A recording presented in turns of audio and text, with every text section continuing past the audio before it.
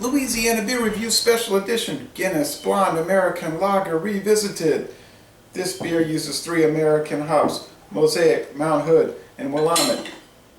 It uses crystal barley malt. It's brewed in Latrobe, Pennsylvania, in collaboration with Diageo, the owners of Guinness, of course, and City Brewing.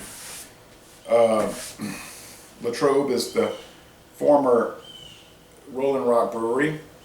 Old Latrobe Brewery was bought by City Brewing. The Schlitz Brewery down there in Memphis was acquired by City Brewing, and the old Highlandman Brewery in La Crosse was acquired by them. This is done in Latrobe.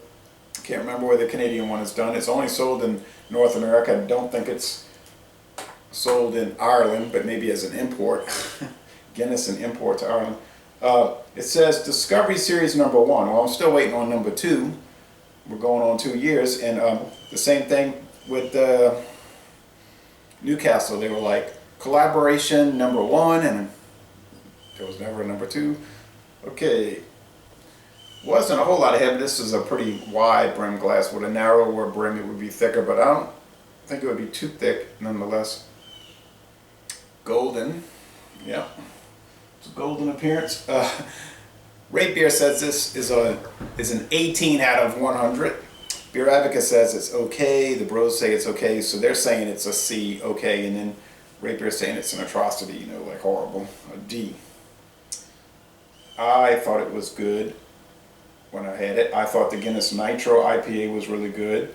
This is 5%. The Nitro IPA is 5%. A lot of people were saying it's not hoppy enough, and I said, you know, it's a British Isle style IPA, and they're a lot different, and if you don't have a whole lot of experience with that, it could throw you. Now, Diageo does make Harp.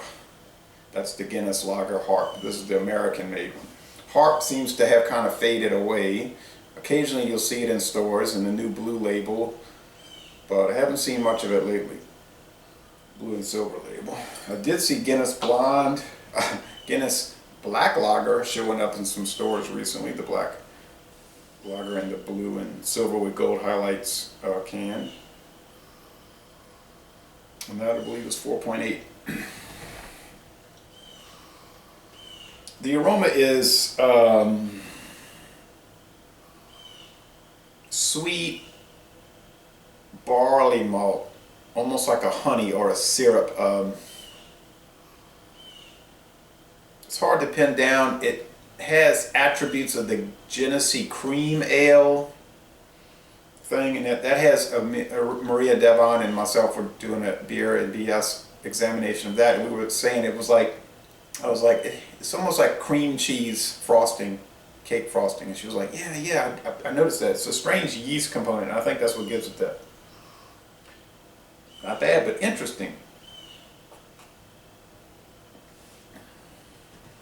I should say not bad and interesting. The flavor, yeasty, interesting yeast strength, nice, smooth, pleasant barley malt.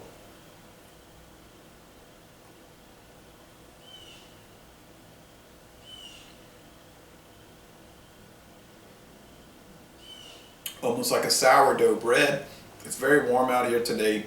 I mean, relatively warm, you know, for December. It's 70 degrees, it's humid, very foggy. On the sweetness scale, it's probably 3 out of 5 sugar cubes. On the bitterness scale, it's probably 2 out of 5. Hop cones.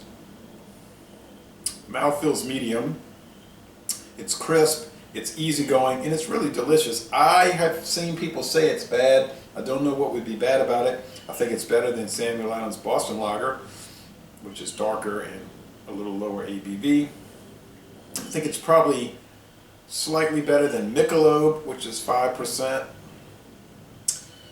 You're going to pay $8.50 to $9.50 for a 6-pack of this, maybe $10.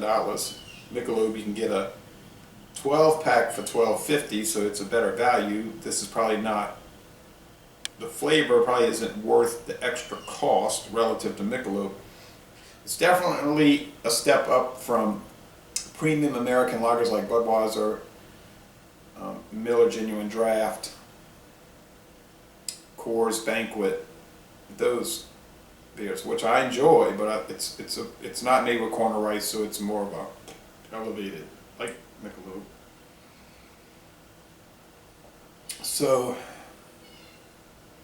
really interesting yeast, almost sourdough.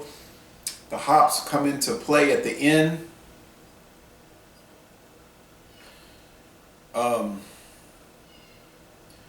Bready, bread crust, mild bread crust. This is a fantastic beer.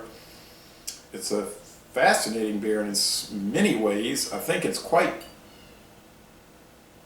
better than, or much better than Harp. I do like Harp, but Harp is sort of a flat taste, a la Coors Banquet or High Life. I guess Harp is sort of like in that vein.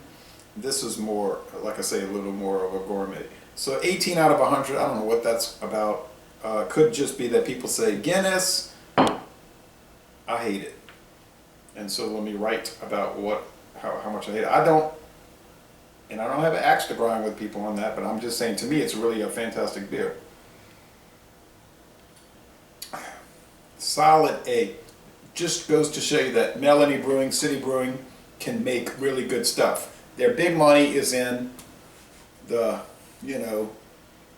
MX Ice, Milwaukee Special Reserve, and other, or Craft Tig Light. I'm looking at that. Game Day Ice,